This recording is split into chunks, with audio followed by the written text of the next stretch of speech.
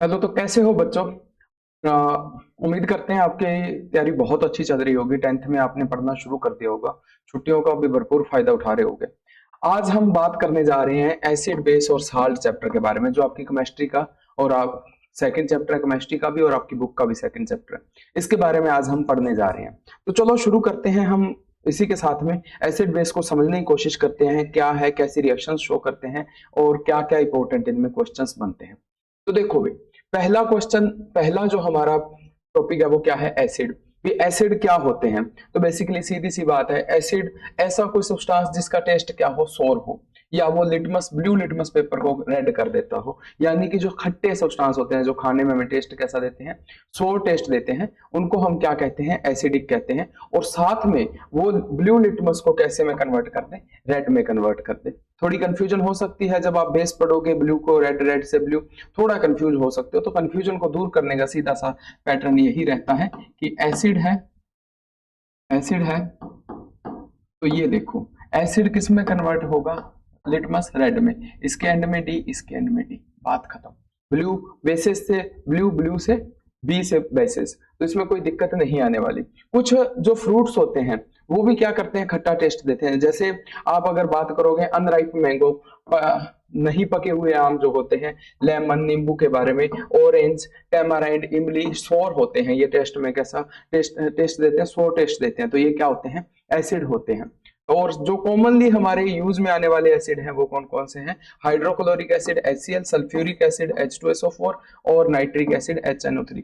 एक और लिख लो, एसिटिक एसिड, ये भी आपको पढ़ोगे आप, एसिटिक एसिड CH3COOH, ये भी एसिड होते हैं। ये जो तीनों एसिड आप देख रहे हो, ये तीनों स्ट्रॉन्ग एसिड होते हैं। कैसे एसिड होते हैं, स्ट्रॉन्ग एसिड।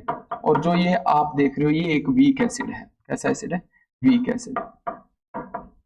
अब वीक एसिड, स्ट्रॉन्ग एसिड क्या होता है, इसके बारे में हम फर्दर डिस्कस करेंगे नेक्स्ट, जैसे ही पढ़ते जाएंगे। हम इंडिकेटर्स पढ़ेंगे, वहां पर जब पीएच स्केल पढ़ाएंगे तब आपको बताएंगे कि वीक एसिड क्या और स्ट्रॉन्ग एसिड क्या है। ठीक है। कुछ नेचुरल सोर्सेज हैं एसिड के, जैसे अपने बात करें तो विनेगर जो है, इसमें एसिटिक एसिड मिलता है। घरों में जो सिरका अचार वगैरह में डाला जाता है, सब्जी वगैरह में डालते हैं, वो उसमें 5 से 7% क्या रहता है, एसिटिक एसिड रहता है। उसको अपने विनेगर कहते हैं। ऑरेंज या लेमन है, इसमें सिट्रिक एसिड देखने को मिलता है। टेमाराइंड, जिसको अपने इमली कह देते हैं, इसमें टार्ट्रिक एसिड होता है।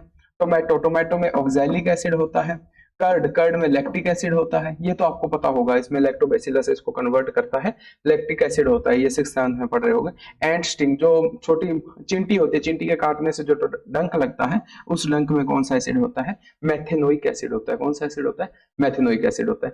और एक बात का और ध्यान रखना, जब भी एसिड को अपने वाटर में मिलाते हैं, किसमें डिसॉल्व करते हैं, वाटर में, तो वो H+ आयंस देते हैं। कैसे आयंस देते हैं, H+ आयंस। ये बात का ध्यान रखना, ठीक है। तो मुझे लगता है ये क्लियर हो गया होगा कि ऐसा कोई भी सब्सटेंस जो खट्टा टेस्ट दे और ब्लू लिटमस को रेड में कन्वर्ट कर दे, वो क्या है, एसिड है। और वाटर में मिलाने पर वो कैसे आयंस दे, H+ आयंस दे, उसे क्या कहते हैं, एसिड। कुछ जनरल एग्जांपल हमने इसके पढ़ लिए हैं, जैसे कि hydrochloric acid, sulphuric acid, nitric acid HNO3, या एसिटिक एसिड जो कि क्या है, CH3COOH। ठीक है। बुक में आपकी एक एक्टिविटी भी दे रखी है जिसमें क्या है, अलग अलग एसिड को आपको टेस्ट करना है। किसके ऊपर, लिटमस पेपर के ऊपर, कि कौन सा एसिड है, कौन सा बेस है, वो आप कर सकते हो। लिटमस पेपर नॉर्मली मार्केट में मिल जाता है, इसमें कुछ भी ऐसा महाभारत नहीं है।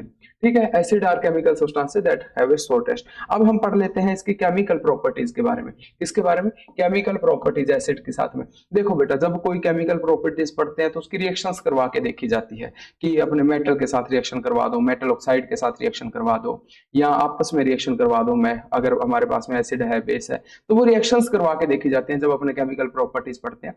तो देखो भाई, जब डाइल्यूट एसिड या डाइल्यूट H2SO4, सल्फ्यूरिक एसिड या HCl, दोनों को रिएक्ट करते हैं कुछ सर्टेन एक्टिव मेटल्स के साथ में। कैसे मेटल्स, एक्टिव मेटल्स के साथ में, जिंक, आयरन, इनके साथ में, तो वो एक तो साल्ट बनाते हैं और साथ में क्या निकलती है, हाइड्रोजन गैस निकलती है।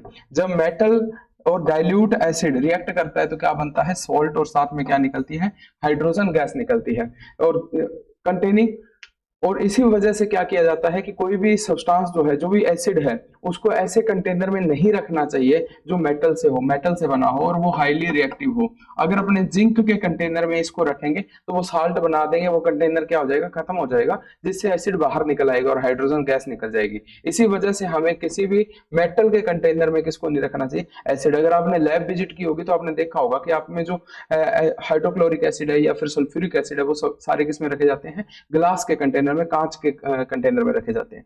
ये देखो एक रिएक्शन यहाँ पे पढ़ लेते हैं। जिंक और H2SO4 को जब मिलाया जाता है तो जिंक सल्फेट और कौन सी गैस निकल जाती है, हाइड्रोजन गैस निकल जाती है। बेटा एक ध्यान रखना इस बात में, आप जब भी इसमें पढ़ो, एग्जाम्पल एक तो यहाँ पे लिखा हुआ है, एक मैंने यहाँ पे लिख दिया, और भी मल्टीपल एग्जाम्पल इसके साथ में बुक से पढ़ लेना, जिससे क्या है कि आपको दिक्कत ना रहे। क्वेश्चन अगर आएगा तो एग्जाम्पल से ज्यादा पूछने के चांसेस रहते हैं। ठीक है, मेटल, अब अपने बात कर लेते हैं कि जब एसिड मेटल के साथ में रिएक्ट करेगा तो वो साल्ट बनाएगा और साथ में कौन सी गैस प्रोड्यूस करेगा, हाइड्रोजन गैस प्रोड्यूस करेगा। अब हाइड्रोजन गैस प्रोड्यूस हो रही है, इसको हम कैसे चेक कर सकते हैं? तो देखो बेटा, इसके लिए सिंपल सा एक प्रैक्टिकल होता है। जब हाइड्रोजन गैस पास होती है तो वहां क्या करना चाहिए, उसको सोप सॉल्यूशन से निकालो। किससे निकालो? सोप सॉल्यूशन से। उससे क्या बनेगा, एक बबल बनेगा, उस बबल के पास में जलती हुई match stick, burning match stick लेके जाओगे तो वो पॉप साउंड के साथ जलेगी। कैसे जलेगी? पॉप साउंड के साथ में। तो इसको अपने क्या कहते हैं, अगर वो पॉप साउंड के साथ में जलती है तो ये उस चीज को कंफर्म कर देती है कि कौन सा एसिड है और कौन सी गैस है, हाइड्रोजन गैस है। क्या ये बात आपको समझ में आ गई? Test for hydrogen gas, testing of hydrogen gas presence can be done by passing through the gas through a soap solution. जो भी गैस है उसको सोप सॉल्यूशन से पास करो, then bringing a burning splinter near the soap bubble filled with the gas. कोई भी जलता हुआ स्प्लिंटर या फिर क्या लेके आ सकते हो, मैस्टिक, जो किसके साथ में जलेगी, पॉप साउंड। और पॉप साउंड किसकी प्रेजेंस को बताता है कि हाइड्रोजन गैस है। देखो ये गैस यहाँ से पास करो सॉल्यूशन में से, सोप के बबल बनेंगे जिसके नीचे स्प्लिंटर ले आओ, मतलब जलती हुई मैस्टिक, और ये पॉप साउंड के साथ जलेगी, और ये क्या किस चीज को बताती है कि हाइड्रोजन गैस है। इस तरीके से आप प्रेजेंस को चेक कर सकते हो। ये क्वेश्चन कई बार एमसीक्यू में पूछ लिया जाता है कि आप पॉप साउंड को कैसे चेक करोगे। If the gas Burns with pop sound it confirms hydrogen gas is present. अगर ये पॉप साउंड के साथ में जलती है तो ये कौन सी गैस है, हाइड्रोजन गैस है। ये कई बार क्वेश्चन पूछा जाता है, या फिर इसमें प्रैक्टिकल्स में आपको पूछ लिया जाता है। तो फिर अपने आगे बात करते हैं रिएक्शन विद मेटल ऑक्साइड्स। अब बेटा एक चीज बताता हूं, जो मेटल ऑक्साइड्स होते हैं ना, जो मेटल ऑक्साइड्स होते हैं, ये क्या होते हैं, ये नेचर में बेसिक होते हैं। नेचर में कैसे होते हैं, बेसिक। ये बात याद रखना, ये बात आपको आगे चल के समझ में आएगी। Acid react with certain metal oxide being basic in nature also called basic oxides. इनको बेसिक ऑक्साइड्स भी कह देते हैं। इसमें सॉल्ट और वाटर बनता है। क्या बनता है? सॉल्ट और वाटर। उसमें क्या बन रहा था, सॉल्ट और हाइड्रोजन गैस निकल रही थी। इसमें क्या बनेगा, जब मेटल ऑक्साइड किसी भी एसिड के साथ में रिएक्ट करेगा तो क्या बनाता है, सॉल्ट बनाता है, और साथ में क्या निकलता है, वाटर निकलता है। क्या ये बात आपको समझ में आ गई? यहाँ पर कॉपर ऑक्साइड अपनों ने क्या ले लिया है, एक मेटल ऑक्साइड, जिसकी रिएक्शन अपनों ने क्या किसके साथ करवाई है, HCl से, जिससे कॉपर क्लोराइड एक साल्ट बना है और साथ में क्या निकला है, वाटर निकला है। क्या ये बात आपको समझ में आ गई? जब भी एसिड किस मेटल ऑक्साइड के साथ में रिएक्ट करेगा वो सॉल्ट और वाटर बनाएगा, क्योंकि ये नेचर में बेसिक होता है। Acid react with metal oxides to form salt and water. ये बात आपको क्लियर हो जानी चाहिए। ये एक एग्जांपल है। अब यहाँ पर आप देख सकते हो ये कॉपर ऑक्साइड है। जब इसकी रिएक्शन अपने डाइल्यूट हाइड्रोक्लोरिक एसिड से करते हैं तो क्या कॉपर क्लोराइड और साथ में क्या बन जाता है, वाटर बन जाता है। I hope you understood. अब नेक्स्ट अपने डिस्कस कर लेते हैं बेसिस के बारे में। किसके बारे में? बेसिस के बारे में। देखो भाई, जब हमने एसिड को पढ़ा था तो एसिड क्या थे, टेस्ट में सोर थे, खट्टे थे, और साथ में वो क्या है कि एक ब्लू लिटमस पेपर को रेड में कन्वर्ट कर रहे थे। ये उसका उल्टा होते हैं। ये टेस्ट में क्या होते हैं, बिटर होते हैं, कड़वे होते हैं। कैसे होते हैं, कड़वे होते हैं। कौन? बेसिस। बेसिस क्या होते हैं टेस्ट में, कड़वे। उसके साथ में अगर अपने बात करें तो ये ब्लू रेड लिटमस पेपर को क्या कर देते हैं, ब्लू। याद कैसे रखोगे, बेसिस और बी से बेसिस और बी से क्या होता है, ब्लू। कोई कंफ्यूजन रहेगी भी नहीं। इसी तरीके से छोटी छोटी ट्रिक्स से आप चीजों को याद करोगे तो कभी भी ये कंफ्यूज नहीं होगे। कुछ इसके कॉमन एग्जांपल है, जैसे sodium hydroxide, calcium hydroxide, potassium hydroxide. आप कभी भी देखना जिसके पीछे OH आयन आता हो, मोस्टली चांसेस ये होते हैं 90% कि वो क्या होगा, बेस होगा। बेटा इसमें कई बार ऐसा भी होता है कि आप ये देख लेते हो CH3COOH, उसमें पीछे OH आ रहा है। यहाँ पे ये एसिड होता है, ये क्या होता है, एसिड। ये वाला इसमें नहीं देखना, ये वाला जो होता है अपने पास में किसी भी मेटल के साथ में अगर OH आयंस जुड़े हुए हैं ना, तो वो क्या होते हैं, बेस होते हैं। जैसे अगर अपने बात करें सोप की, अब कुछ अपने डेली लाइफ में यूज करने वाले बेसेस देख लो। जैसे सोप, घर में साबुन जो आप यूज करते हो वो नेचर में कैसी होती है, बेसिक होती है। टूथपेस्ट जो आप यूज करते हो वो भी क्या होता है, बेसिक। अब टूथपेस्ट का बहुत बड़ा खेल है, आप इसमें इसी चैप्टर में नेक्स्ट आगे जो टॉपिक आएगा उसमें पढ़ाऊंगा। मिल्क ऑफ मैग्नीशिया, ये बेटा अपने जो एसिडिटी नहीं हो जाती उसके तौर पे एंटासिड के तौर पे काम करता है, अपने तेजाब बनता है तो उसके तौर पे ये काम करता है। कैसे करता है वो मैं आगे समझाऊंगा। बेकिंग सोडा, घर में जो अपने खाने वगैरह में यूज करते हैं, मीठा सोडा के नाम से जाना जाता है या इसको बेकिंग सोडा कह देते हैं। सोडियम बाइकार्बोनेट होता है, ये माइल्ड बेस होता है। इसका यूज बेटा अपने पकौड़े वगैरह फ्रीटर्स जो बनाते हैं उसमें डालते हैं, जिससे क्या उसमें फ्लफीनेस आ सके। केक में डाला जाता है। हाउस होल्ड अमोनिया, अमोनिया का सॉल्यूशन जो होता है घर में साफ सफाई करने के लिए यूज किया जाता है, वो भी कैसा होता है, नेचर में बेसिक होता है। तो फाइनल बात यही है कि वैसे बिटर होते हैं टेस्ट में और सोपी होते हैं टच में। हाँ ये बात रह गई थी कि आप उसको टच करोगे ना तो सोप जैसा क्या होगा, फील आएगा। और रेड लिटमस पेपर को क्या कर देते हैं, ब्लू कर देते हैं। क्या कर देते हैं, ब्लू। आपने कभी ये देखा है कुकुम्बर वगैरह जो आप खाते हो वो कड़वा होता है कई बार। आप जो खीरा खाते हो, कुकुम्बर खाते हो, वो कड़वा होता है, वो बेस की प्रेजेंस से कड़वा होता है। उसमें प्रेजेंस किसकी आ जाती है, बेस की प्रेजेंस, बेसिस की प्रेजेंस से आ जाती है, जिसकी वजह से वो क्या हो जाता है, बिटर हो जाता है, टेस्ट में कड़वा हो जाता है। करेले जो होते हैं वो इसी वजह से कड़वे होते हैं। I hope you understood very well. अब अपने बात कर लेते हैं बेसिस के केमिकल प्रॉपर्टीज के बारे में, कि ये कैसी केमिकल प्रॉपर्टी शो करते हैं, तो इसके बारे में अपने डिस्कस कर लेते हैं। देखो भाई, केमिकल प्रॉपर्टीज ऑफ बेसिस, जब स्ट्रॉन्ग बेस जो है वो एक्टिव मेटल के साथ में रिएक्ट करते हैं तो क्या निकलती है, हाइड्रोजन गैस निकलती है और साथ में बन जाता है सॉल्ट। सेम चीज है, जैसे एसिड मेटल के साथ में रिएक्ट करके क्या दे रहा था, सॉल्ट और गैस। यहां पर ये भी क्या कर रहे हैं, ऐसे बेस भी मेटल के साथ में रिएक्ट करके क्या बना रहे हैं, सॉल्ट और हाइड्रोजन गैस। हाइड्रोजन गैस को चेक कैसे करोगे, हाँ बिल्कुल राइट, आप उसके पास में बर्निंग पॉप मैस्टिक लेके जाओगे, अगर वो पॉप साउंड से जलती है तो वो क्या है, हाइड्रोजन गैस है। अगर अपने पास में यहाँ पे एग्जांपल है जिंक, जिंक के साथ में किसको मिला रहे हैं, सोडियम हाइड्रोक्साइड, जो कि एक बेस है, ये एक मेटल है जिससे सोडियम जिंकेट बन रहा है। क्या बन रहा है, सोडियम। ये काफी इंपॉर्टेंट है, काफी क्या है, इंपॉर्टेंट साल्ट है, ये आपको याद रहना चाहिए। और साथ में क्या निकल रही है, हाइड्रोजन गैस निकल रही है। ये देख लो भाई, यहाँ पे एक आपने जिंक के, सोडियम हाइड्रोक्साइड के सोल्यूशन में जिंक की हमने क्या डाल दी है, रोड, जिससे क्या है, हाइड्रोजन गैस तो बबल्स की फॉर्म में निकल रही है और नीचे सॉल्यूशन किसका बन गया है, सोडियम जिंकेट का। ये बात ध्यान रखना, इसका फॉर्मूला याद रखना। एक इसमें सोडियम जिंकेट है, एक मैं आपको होमवर्क देता हूं, आप उसमें सोडियम एल्यूमिनेट का क्या है एग्जांपल लिखो, यही एल्यूमिनियम के साथ में रिएक्शन करवाओ इसकी, NaOH की। ये आप कमेंट बॉक्स में लिखो इसमें क्या आंसर आएगा, ठीक है। और जिसका सही होगा मैं पिन कर दूंगा। और जो मेटल, इसी वजह से इसको बेसिस को भी मेटल कंटेनर में नहीं रखना चाहिए। किस कंटेनर में नहीं रखना चाहिए, मेटल के, क्योंकि अगर ये रिएक्ट कर जाते हैं तो रिएक्ट करने के बाद में क्या कर देंगे, ये उसको साल्ट में कन्वर्ट कर देंगे। I hope you understood. जैसे कि एसिड मेटल के साथ में रिएक्ट करके सॉल्ट और हाइड्रोजन गैस देते हैं, वैसे ही बेस मेटल के साथ में रिएक्ट करके क्या देते हैं, सॉल्ट और हाइड्रोजन गैस देते हैं।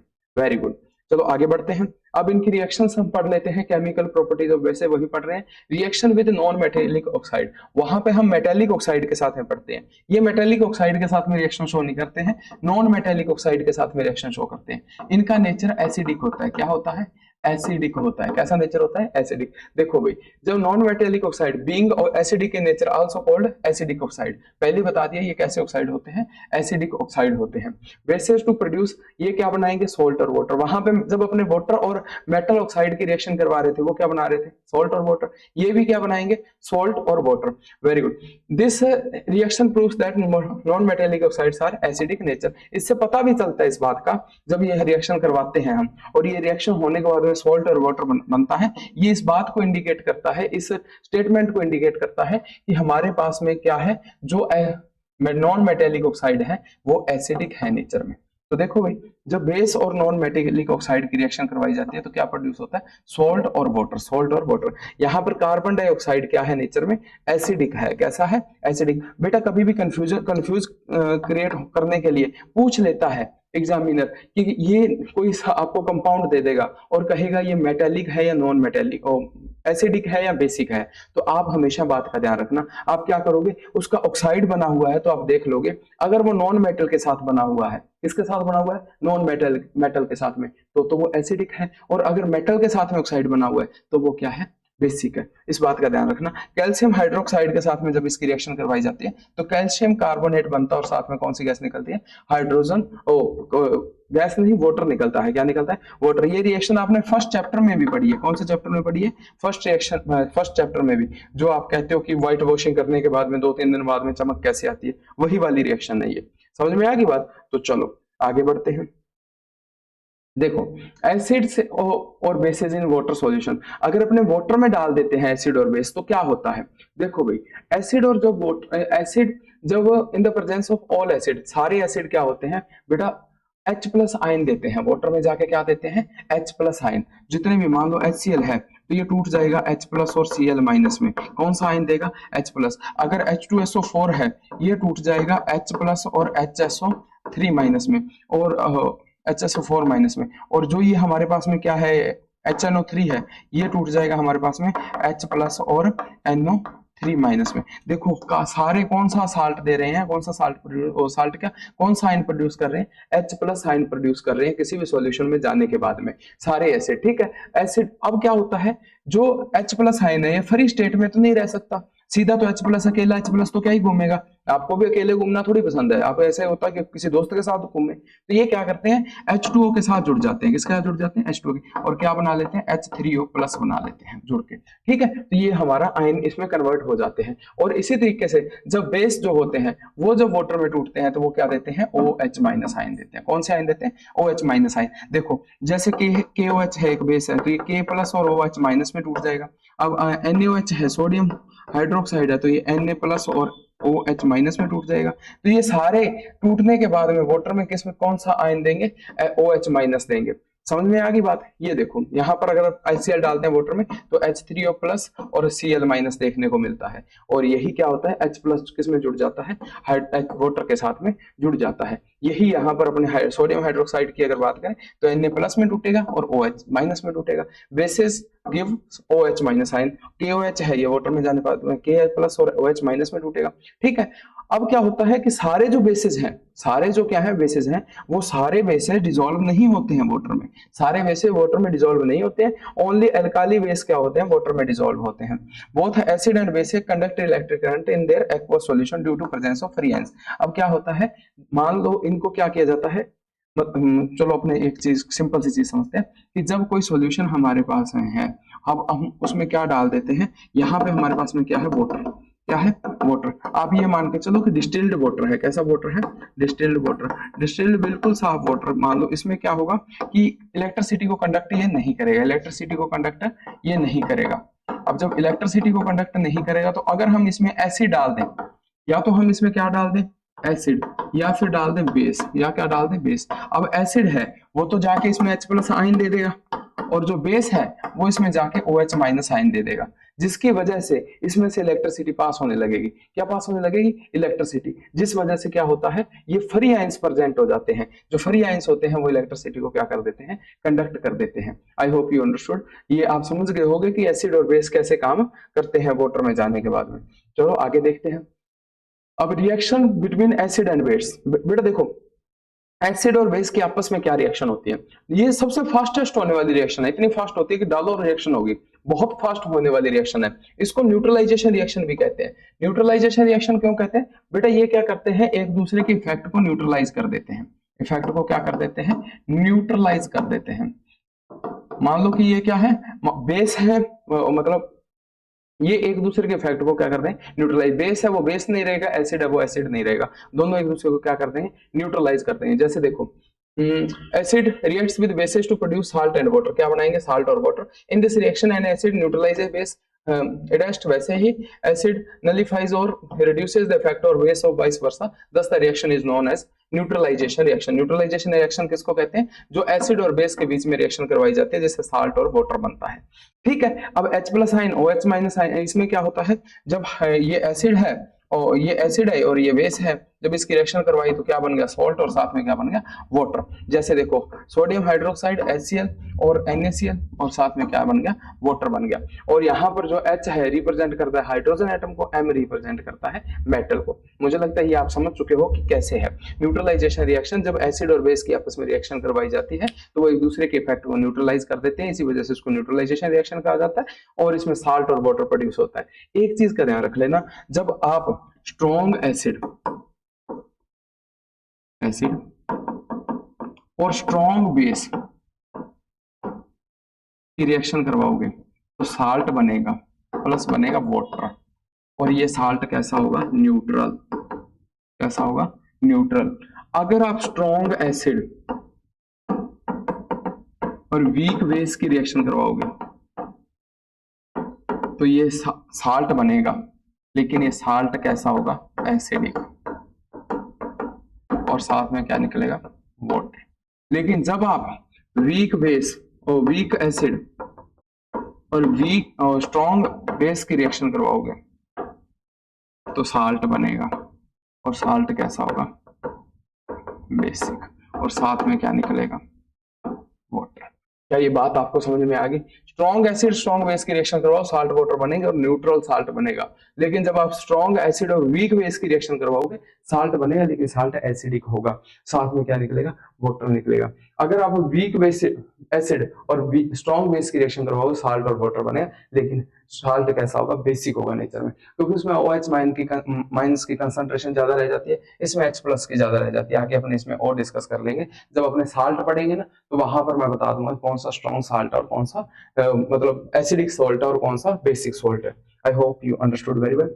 अब देखोगे, अब डाइल्यूशन का इफेक्ट पढ़ लेते हैं। डाइल्यूशन क्या होता है, जब अपने क्या है कि किसी भी एसिड या बेस में, किसी भी एसिड या बेस को वाटर में ऐड करते हैं, किस में ऐड करते हैं, वाटर में, तो उसमें जो H प्लस आयन है या H3O प्लस आयन है या OH आयन है, उसकी कंसंट्रेशन कम हो जाती है, उसकी पर यूनिट वॉल्यूम क्या हो जाती है, कंसंट्रेशन कम हो जाती है। जैसे समझो यहां पर हमारे पास में क्या है, एक कंटेनर है, इस कंटेनर के अंदर हमारे पास में एसिड है, ओ मान लो वाटर है, क्या है, वाटर, और यहां पर हमारे पास में एक टेस्ट ट्यूब में क्या है, स्ट्रॉन्ग HCl, स्ट्रॉन्ग क्या है, H। अब सारे में क्या है, H प्लस आयन है, सारे में क्या भरे हुए हैं, H प्लस आयन।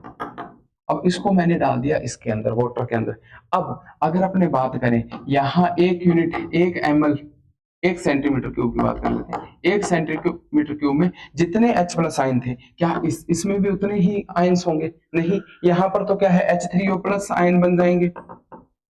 एसिड तो उतना नहीं देखने को मिलेगा, उतने H प्लस आयंस नहीं देखने को मिलेंगे, जिसकी वजह से वो H प्लस आयंस की कंसंट्रेशन कम हो जाएगी, तो उसके जो एसिड नेचर है, एसिड नेचर जितना होना चाहिए उससे क्या हो जाएगा, कम हो जाएगा। इसी को अपने क्या कहते हैं, डाइल्यूशन का इफेक्ट कहते हैं। क्या कहते हैं, डाइल्यूशन का इफेक्ट, जिसकी वजह से पर यूनिट वॉल्यूम में क्या हो जाती है, एसिड बेस के डाइल्यूट हो जाते हैं, और उसमें जो उतने H प्लस आयन या OH माइनस आयन होने चाहिए वो भी कम हो जाते हैं। समझ में आ गई बात? जैसे HCl को वाटर में ऐड किया तो क्या बन जाएगा, H3O प्लस और Cl माइनस, इसको हाइड्रोनियम आयन कहा जाता है।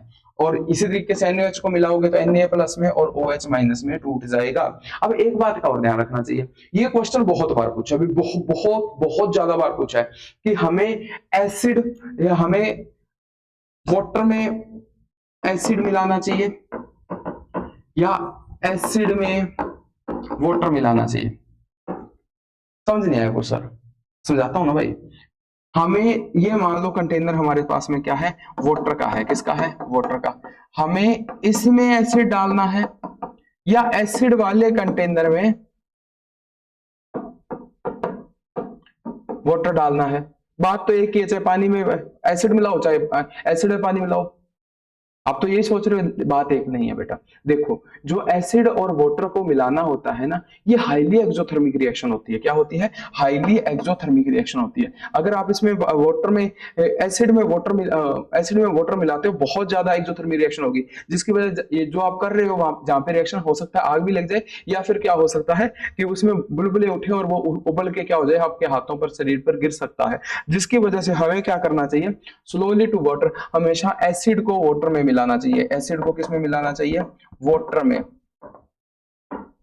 एसिड को किसमें मिलाना चाहिए, वाटर में, और हमेशा स्लोली स्लोली धीरे धीरे मिलाना चाहिए, इसमें जल्दबाजी नहीं करनी चाहिए और हिलाते हुए मिलाना चाहिए ताकि क्या हो जाए, घुलता रहे। Water should not be added to concentrated acid because if water is added the heat generated may cause the mixture to splash out and cause burns, जिसकी वजह से वो जो मिक्सचर बना है वो एकदम से बाहर आ सकता है और हमारे ऊपर गिर सकता है, जिसके नुकसान हमें देखने को मिल सकते हैं।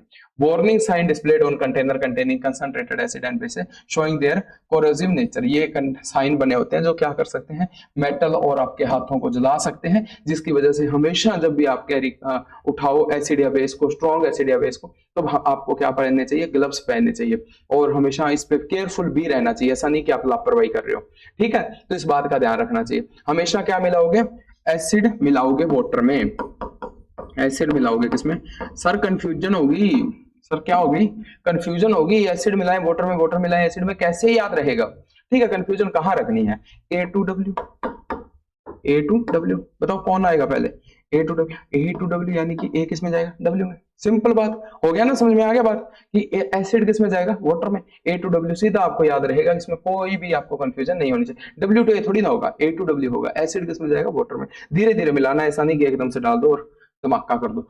चलो कुछ जो पढ़ा है उसको चेकआउट कर लेते हैं, क्या पढ़ा है, which type of chemical compound found in citrus fruits, acid मिलता है भाई, कौन सा मिलता है, एसिड।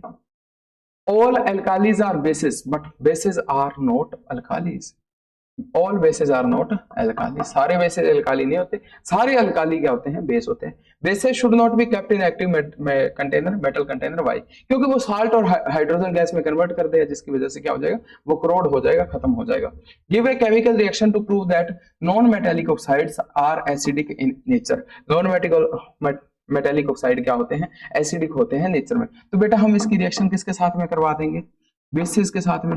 अगर साल्ट और वाटर बना, क्या बना, साल्ट और वाटर, तो ये कैसे होंगे नेचर में, एसिडिक होंगे, जिससे क्या हमें पता चल जाएगा। और ये रिएक्शन हम करवा भी चुके हैं, देख भी चुके हैं, क्योंकि एसिड और बेस ही आपस में मिलकर क्या बनाते हैं, साल्ट और वाटर, यही तो एक न्यूट्रलाइजेशन रिएक्शन का एग्जांपल है। स्टेट ट्रू और false for the following statement, everything that states sour contains an acid, बात सही है या गलत, बिल्कुल ट्रू है, बिल्कुल ट्रू है। How H3O plus ions is formed in water solution, तो देखो भाई जो HCl है, मान लो जो भी अपने पास में एसिड है वो H प्लस और Cl माइनस आयंस में टूट जाएगा, जो H प्लस आयन है वो वाटर के साथ में मिलके क्या बना लेंगे, क्या बना लेंगे, H3O प्लस आयंस, क्या ये बात समझ में आ गई। But is the effect of dilution on acid and basis, basis और एसिड के ऊपर डाइल्यूशन का क्या इफेक्ट होता है, तो सिंपल सा इफेक्ट होता है भाई साहब, उसकी जो कंसंट्रेशन है वो कम हो जाती है, कंसंट्रेशन क्या हो जाती है, कम, पर यूनिट वॉल्यूम में जितने एसिड और बेस H प्लस और OH माइनस आयन आ रहे थे वो क्या हो जाएंगे, कम, और वो क्या हो जाए, डाइल्यूट, उसका उतना इफेक्ट क्या हो जाएगा, कम। तो ये है। अब इसके बाद में आ जाते हैं इंडिकेटर्स, जिसकी बात करेंगे हम नेक्स्ट पार्ट में, और जुड़े रहिए साइंस विद गुरनील के साथ में, अपने दोस्तों के साथ शेयर कीजिए। कोई भी डाउट हो तो आप कमेंट सेक्शन में लिख सकते हो, मैं रिप्लाई कर दूंगा। अभी तो उतने सब्सक्राइबर है भी नहीं, रिप्लाई कर सकता हूँ, तो आप बढ़ भी जाएंगे तो भी रिप्लाई करते रहेंगे, कोई समस्या वाली बात नहीं, आप कमेंट करो, ठीक है। कोई डाउट होगा पूछ लेना, हाँ फालतू कमेंट मत करना प्लीज, और अपने दोस्तों के साथ जरूर शेयर करना। अगर आपको ये वीडियो अच्छी लगे, लाइक कमेंट शेयर जो भी सब्सक्राइब वगैरह वो सब आप कर ही देना, बोलने की जरूरत होती नहीं, निपटा दिया करो, ठीक है। Thank you.